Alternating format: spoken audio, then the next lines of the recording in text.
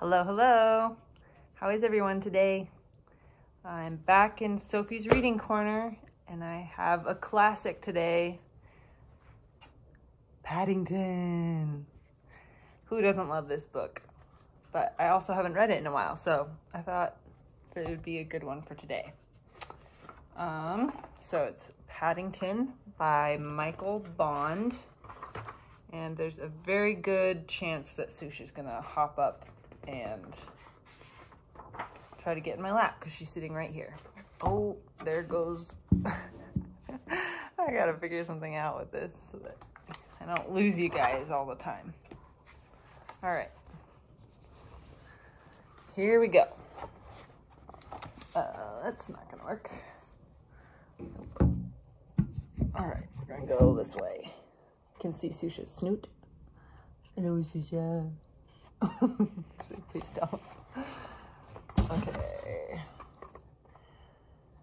Mr. and Mrs. Brown first met Paddington on a railway platform.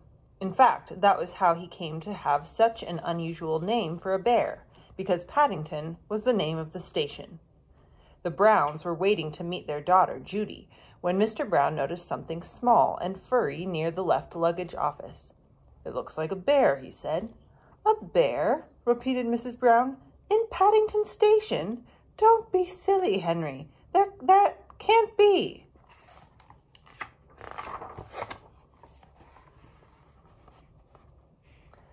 But Mr. Brown was right. It was sitting on an old leather suitcase marked "Wanted on Voyage," and as they drew near, it stood up and politely raised its hat.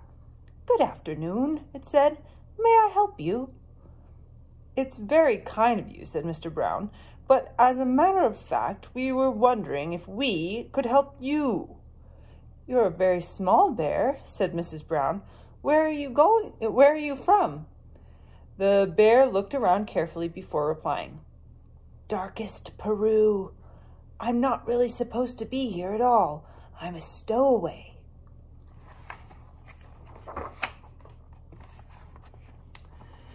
"You don't mean to say you've come all the way from South America on your own," exclaimed Mrs. Brown. "Whatever did you do for food?" Unlocking the suitcase, the bear took out an almost empty glass jar. "I ate marmalade," it said. "Bears like marmalade."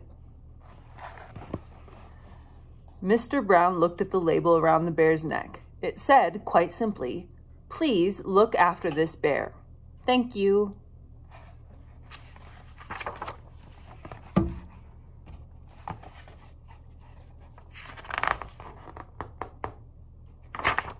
Oh, okay. "Oh, Henry," she cried. "We can't leave him here all by himself. There's no knowing what might happen to him. Can't he come home and stay with us?"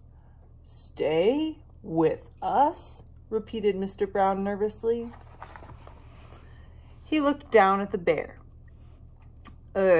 Would you like that?" he asked. "That is," he added hastily, "if you have nothing else planned." "Oh, yes," replied the bear. "I would like that very much. I've nowhere to go, and everyone seems in such a hurry."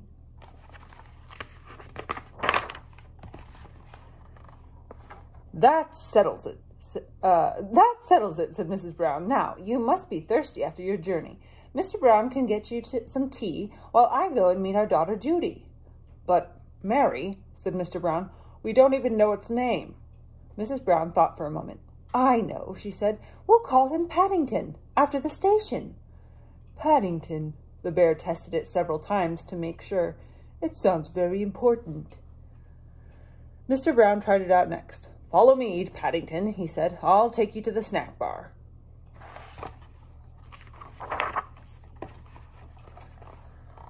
Mr. Brown was as good as his word. Paddington had never seen so many snacks on one tray, and he didn't know which to try first. He was so hungry and thirsty that he climbed up onto the table to get a better look. Mr. Brown turned away, pretending he had tea with a bear at Paddington Station every day of his life. "Henry," cried Mrs. Brown when she arrived with Judy, "what are you doing to that poor bear?" Paddington jumped up to raise his hat, and in his haste he slipped on a strawberry tart, skidded on the cream, and fell over backwards into his cup of tea. Uh-oh.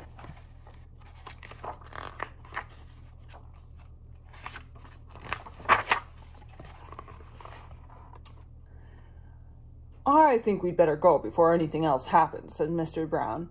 Judy took hold of Paddington's paw. "Come along," she said. "We'll take you home, and you can meet Mrs. Bird and my brother, Jonathan."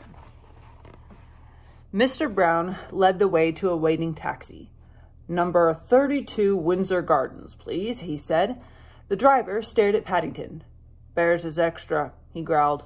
"Sticky Bears is twice as much, and make sure none of it comes off on my interior. It was clean when I set out this morning."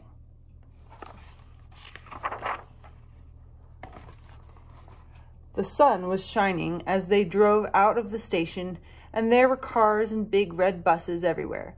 Paddington waved to some people waiting at a bus stop, and several of them waved back. It was all very friendly. Paddington tapped the taxi driver on his shoulder. It isn't a bit like dark as Peru, he announced. The man jumped at the sound of Paddington's voice.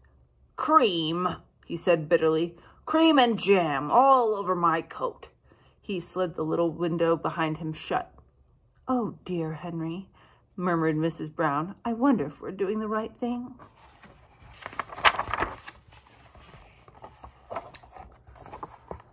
Fortunately, before anyone had time to answer, they arrived at Windsor Gardens, and Judy helped Paddington onto the pavement.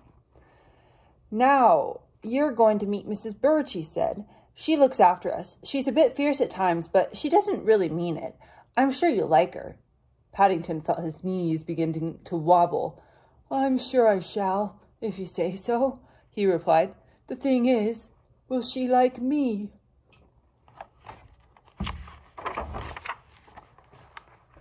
"Goodness gracious!" exclaimed Mrs. Bird. "What have you got here?"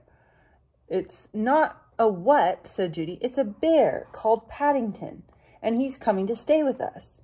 "A bear," said Mrs. Bird as Paddington raised his hat. "Well, he has good manners. I'll say that for him." "I'm afraid I stepped on a jam tart by mistake," said Paddington. "I can see that," said Mrs. Bird. "You'd better have a bath before you're very much older. Judy can turn it on for you. I dare say you'll be wanting some marmalade, too." "I think she likes you," whispered Judy.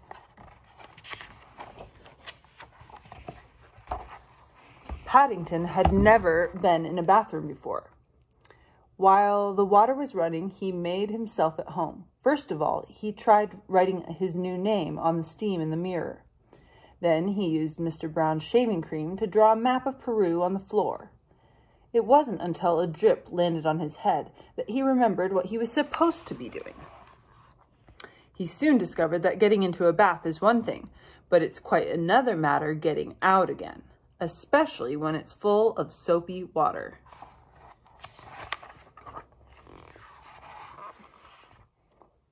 Paddington tried calling out, "Help!" at first in a quiet voice, so as not to disturb anyone, then very loudly, "Help! Help!"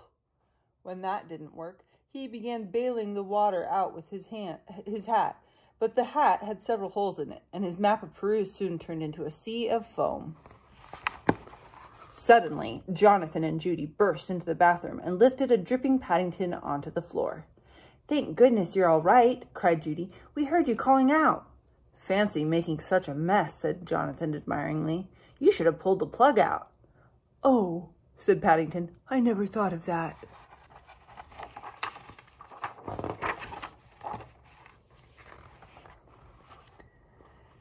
When Paddington came downstairs, he looked so clean that no one could possibly be cross with him. His fur was all soft and silky, his nose gleamed, and his paws had lost all traces of the jam and cream. The Browns made room for him in a small armchair, and Mrs. Bird brought him a pot of tea and a plate of hot buttered toast and marmalade.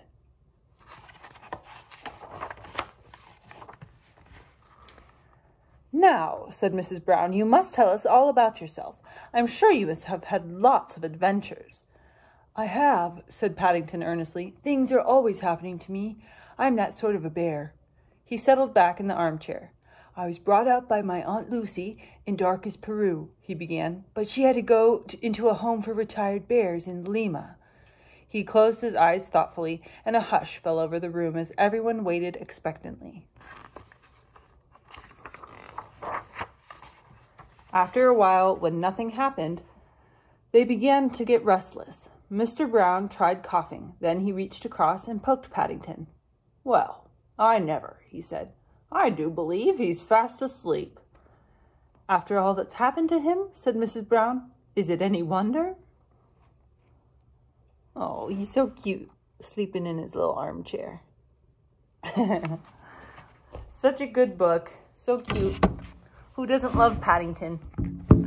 All right, I hope you guys enjoyed it today. Love you all. Bye.